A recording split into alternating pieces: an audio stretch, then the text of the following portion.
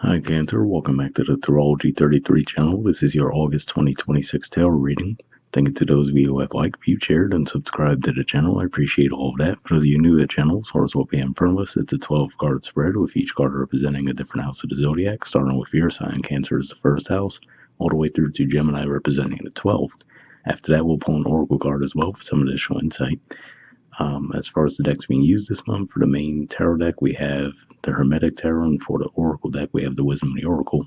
But we're actually going to start the reading off by rolling those astrology dice we have in front of us to get an idea where your focus should be as far as that goes.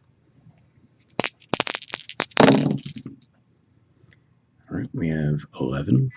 So 11th house energy for you guys is Taurus. 11th house in general points to friendships, groups, hopes, and wishes. Astrologically speaking, we do have Chiron that recently went into Taurus, and on the 3rd of August, it'll be retrograde. All right, we have Virgo. So Virgo's your 3rd house of communication, short journeys, and siblings, and there's plenty going on there. Of course, on the 22nd of August, the sun will move into Virgo. On the 25th of August, we'll have Mercury move into Virgo. Currently, we already have Venus in Virgo. It'll be there until the 6th of August. So yeah, plenty of energy going on through your 3rd house, so it makes sense to see this come up. And we have the moon. So, of course, you guys are ruled by the moon for one, but then there's plenty of lunar activity going on too. So, at the time of recording this, we're about to have this full moon in Aquarius. So, even though it's technically the end of July, might as well mention it, right? Given that I'm recording it before that. Then, let's see, we have the new moon eclipse in Leo on the 12th of August, and then there's going to be a full moon eclipse in Pisces on the 28th of August. So, full moon in Aquarius, that's your 8th house. Then the new moon in Leo, that's of course your 2nd house. And then the full moon lunar eclipse in Pisces, that's going to be in your 9th house. So plenty of energies going on there, but we'll keep all that in mind as we go through the main spread. All right, so for your 1st house, representing personality, self-awareness, and appearance, we have the 7 of Wands. So in this deck, it's referred to as the Lord of Valor, and for the most part, this is an energy of overcoming difficulties, typically, So what I see with this, for one, it does make me think of the fact that you guys are going to have Mars in your sign, because we do see the Mars symbolism as well. So this could just be saying that, yeah, this month you might be a bit more prone to take the initiative, right? Maybe more than usual. So for some of you, that could be related to your finances too, given that for you guys, Leo energy is a financial house.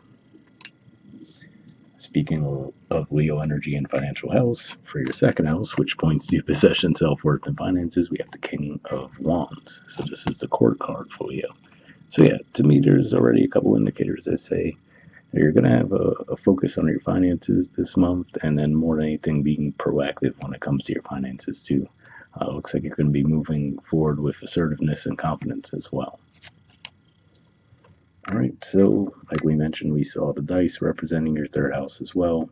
And for the card for the 3rd house, we have the Knight of Pentacles. So this actually is the court card for Virgo energy. So good to see that alignment there too.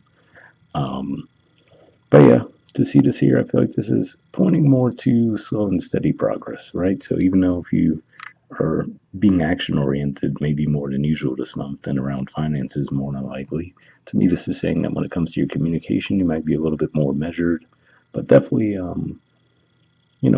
accurate with what you're sharing as far as the information goes, and just looking forward to steady progress.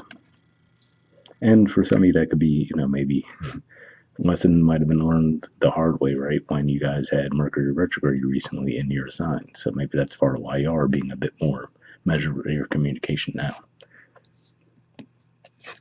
For your 4th house energy, pointing to home roots and family, we have the 3 of Wands. So yeah, so to see this energy here, this is an Aries energy. So to see it coming up in your 4th house could just be saying that, again, maybe there's a desire for you to take initiative when it comes to your home environment as well. Right now, the 3 of Wands could be a little bit more laid back as far as maybe you're already looking to see payoff from work that was already done in that regard. But yeah, this is definitely a stable energy on the one hand at the very least, and it does lend that ability to take action if needed. But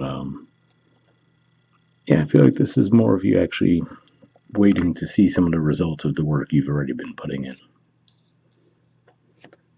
For your fifth house energy, which points to romance, creativity, and children, we have the Eight of Pentacles. So Virgo energy here, and to me, this is saying that maybe you're teaching yourself some new skills. So along with that, there could be some financial benefit from teaching yourselves those skills, but it might not necessarily be the reason why you're doing it, right? It could just be something that you're passionate about. And yeah, maybe in the back of your mind, there is the realization that, hey, maybe this could even become a source of income too. But it seems like you're more driven by the desire to learn something and improve on it. All right, so for your sixth house energy of work, health, and daily routines, we have the Foolish Man. So this is another indicator that to me, like I said, it seems like you have this spark in you to take action. And again, like I said, this could be largely due for the most part to Mars coming into your sign about a third of the way into the month. And then, of course, it'll be there for the rest of the month and into September. But looks like you're just in a mood to take the initiative and be action oriented. Now, ironically, when it comes to your seventh house, which points to partnerships, contracts, relationships, we have the Empress. So a lot of times the Empress can be quite the opposite of action oriented, right? They can be more open, receptive, more laid back. But of course, some Empress energies could be a bit more intense. So if we look at the name for this card in this deck in particular, for example, it says Door of the Mighty Ones, right? So it could just be saying that with this energy, you might be letting someone else take the lead, right? But being fully capable to take the lead if needed. So I feel like this is saying that you could be in more of an observer role, letting others take the lead for the time being in a partnerships, but possibly even after you've already laid out what the desired outcomes are too.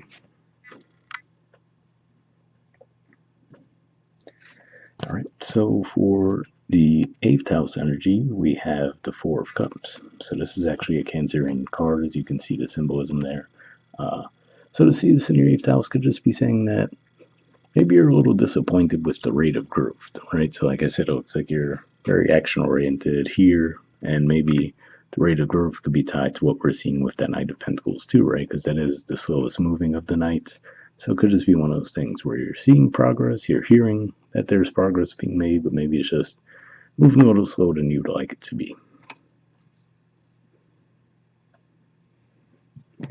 All right, so for your ninth house energy, which points to philosophy, higher learning, and foreign affairs, we have the Four of Wands. So this is more Aries energy here.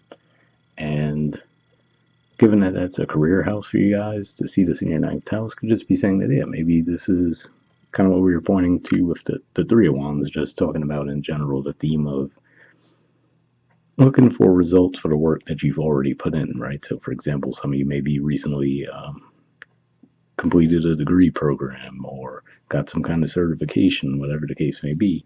And now, with that in your toolbox, now you're actually able to benefit from it.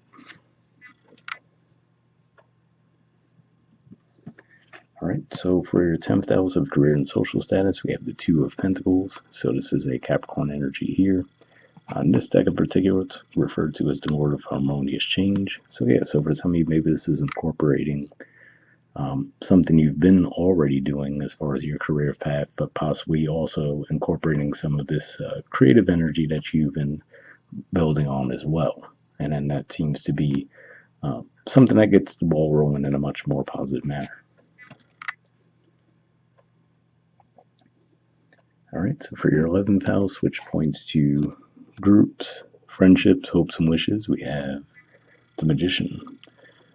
So yeah, so seeing this here, I could see this playing out a couple of different ways. Maybe this is saying that some of you will be perceived as coming up with really great ideas, right? When you're just talking among your friends or the groups you deal with on a day-to-day basis. Or for others of you, could just be saying that maybe as you're interacting with those groups, they might say something that sparks something off in you, like, oh, that's a really good idea. So yeah, really could be a mixture of both, right? Where it's just a good, solid exchange of ideas in the groups you're dealing with, and they're actually things that you're able to put into action.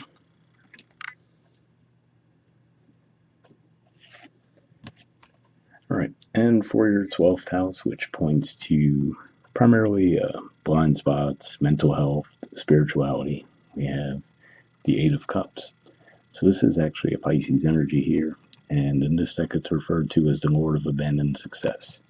So yeah, so this could just be saying, especially given that it is in the 12th house, which is more of a quiet area, it could just be saying that maybe an idea you had for something, you might be abandoning that, right? So whether you'd actually already taken action on it or not, it could just be saying that maybe something that you've thought about quite a bit, you're now realizing that, you know what, maybe this won't be the right path for me, and then you're choosing to scrap that idea at this time.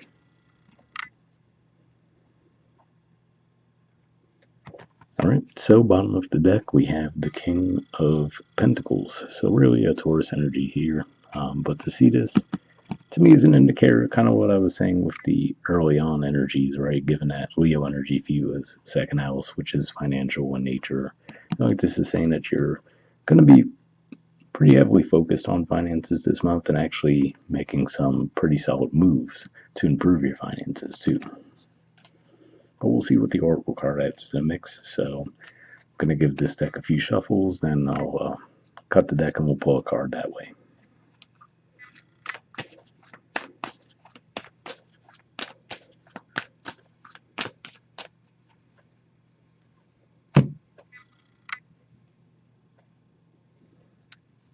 All right. Let's see. Okay, we have Round and Round. There's the artwork, and the number is 25. We'll see what this has to say.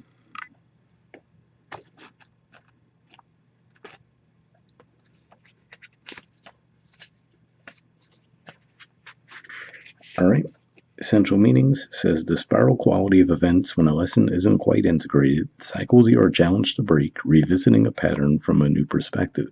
The Oracle's message. The appearance of this card is a reminder that although it may appear that you've gone backwards, the truth is that you are standing at a higher level looking down into your circumstances. You will learn something, do something better, and break a cycle set up in the past. You actually have a bird's eye view of your initial footprints and can access to wisdom and lessons learned. So that's an interesting message there, right? Because when we first talked about the Seven of Wands, I was saying how usually that's an indicator of overcoming some obstacles. So that could be what that's pointing to there, right? Saying that this is representing lessons from the past and growth from those situations. So the relationship message says, are you wondering, how did I get here again? Does something feel familiar right now in your dynamics with others? Maybe a little too familiar?